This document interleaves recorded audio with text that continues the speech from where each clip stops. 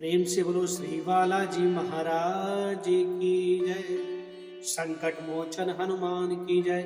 बाल रूप हनुमान की जय। बोल समझे दरबार की जय।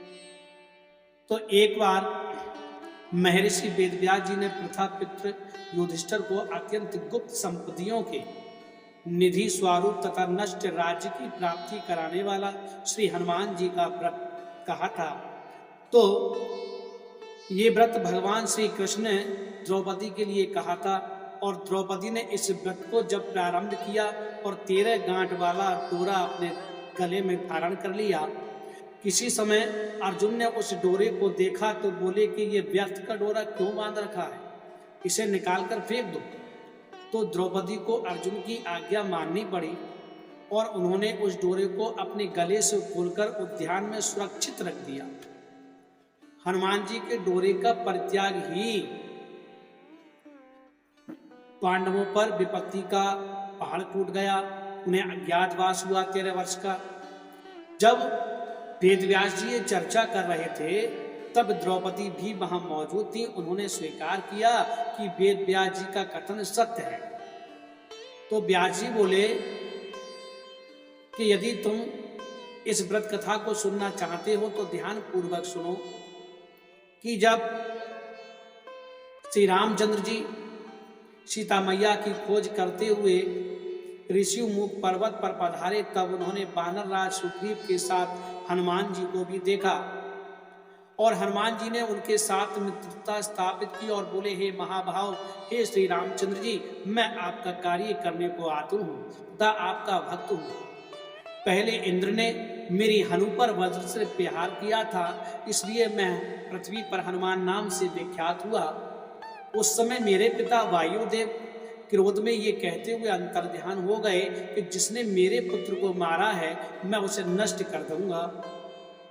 तदंतर ब्रह्मादि सभी देवताओं ने प्रकट होकर उन्हें आशीर्वाद दिया और कहा कि इस वज्र का प्रहार व्यर्थ है और तुम अपने व्रत के नायक होकर राम कार्यों को करो, क्योंकि तुम्हारे इस व्रत करने वाले की सभी मनोकामनाएं पूर्ण होंगी। प्रेम से बोलो श्री बालाजी महाराज की जय। तो उनकी बात का समर्थन आकाशवाणी ने भी किया। तब श्री रामचंद्र जी ने हनुमान जी से व्रत का विधान पूछा और तब हनुमान जी बोले कि जब मार्गशीर्ष मास के शुक्ल पक्ष के घटी 13 घटी युग त्रयोदशी में अभिजित नक्षत्र में पीले धागे में 13 गांठ लगाकर उसे कलश में रखें और गेहूं के आटे के 13 मालपुआ एवं तांबुल दक्षिणा रखकर ब्राह्मण को दे, विधिवत पूजा करें और ओम नमो भगवते वायु नंदनाय मंत्र से आवाहन और पूजन करना चाहिए। इससे हनुमान जी की कृपा बनी रहती है।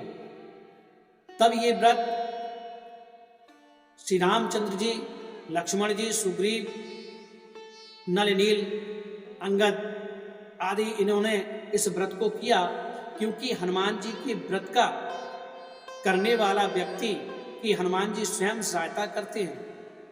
ये व्रत बहुत ही प्रभावशाली होता है। तब व्यास जी बोले कि हे युधिष्ठिर, यदि आप इस व्रत कथा को करेंगे तो आपका जो राज्य है वो पुनः वापस मिल जाएगा। तो युधिष्ठिर ने रात्रि व्यतीत करने के बाद समुद्र तट पर रात्रि व्यतीत करने के बाद अगले दिन व्यास जी के समक्ष और द्रौपदी के साथ इस व्रत कथा को किया और ओम नमो भगवते वायु नंदनाय मंत्र से आह्वान और पूजन किया और उन्हें उन्हीं वर्ष राज्य की पुनः प्राप्ति हो गई। प्रेम से बोलो श्री बालाजी महाराज की जय। तो ऋषिवरों, आप भी, हे ऋषिवरों, आप भी इस व्रत कथा को करके सफल मनोरथ को प्राप्त कर सकते हैं, क्योंकि इस व्रत को करने वाले की हनुमान जी स्वयं सहायता करते हैं। ये व्रत करने वाला ब्राह्मण वेद पारंगत, क्षत्रिय ऐश्वर्य अमद पराक्रम से युक्त, वैश्य कुबेर के समान धन का स्वामी एवं शूद्र भी कृषि साधन संपन्न एवं अत्यंत धनी हो जाता है। ये व्रत पुत्रार्थी पुत्रवान, रोगी को रोग मुक्त और धनार्थी को निर्धन को धनवान बना देता है। ये व्रत के करने से हनुमान जी के ओम नमो भगवते मंत्र का आवाहन करके चंदन को 3 बार अपने मस्तक पर लगाने से सभी प्राणी वश में हो जाते हैं। राजा भी वश में होता है और घर से निकलने पर विजय प्राप्त करके ही लौटता है। राजद्वार, संग्राम, सभा, व्यवहार, अग्नि, वायु, व्याघ्र आदि का भय दूर हो जाता है। ये व्रत चारों वर्णों के मनुष्यों, विशेषकर स्त्रियों के लिए सर्व संपत्ति प्रदान करता है।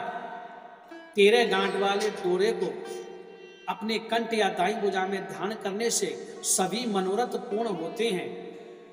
और ये व्रत चारों वर्णों के मनुष्यों, विशेषकर स्त्रियों के लिए सर्व संपत्ति प्रदान करता है। हे भविष्यदाता, हे अभिष्टता, हे श्री राम भक्त, आपको बारंबार नमस्कार। प्रेम से बोलो श्री बालाजी महाराज की जय, ओ श्री सीताराम भगवान की जय।